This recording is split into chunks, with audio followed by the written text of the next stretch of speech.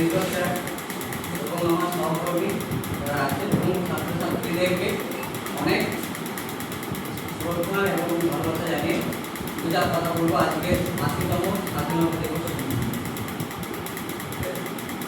আজকের এই বিশেষ দিনে আমরা গভীর শ্রদ্ধেয় শ্রদ্ধার সঙ্গে স্মরণ করি দেশের সকল স্বাধীনতা সংগ্রামী ও শহীদদের, যাদের আত্মবলিদানের জন্য আমরা আজ এই স্বাধীনতার স্বাধীন ভারতকে পেয়েছি।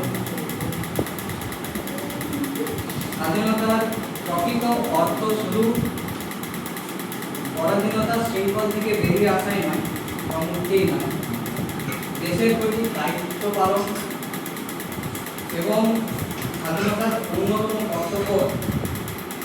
আমাদের সব ছাত্রছাত্রীরা এখানে উপস্থিত, আগামী দিনের তারা ভবিষ্যৎ, তারা আমাদের দেশের গর্ব।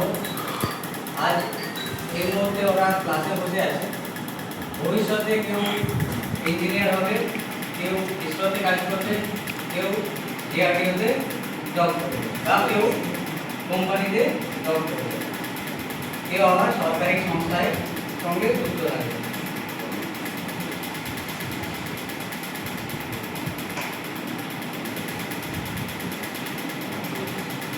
তাই তাদের জ্ঞান, সততা, শৃঙ্খলা, মানবিকতার মাধ্যমে নিজেদেরকে তাদের গড়ে তুলতে হবে।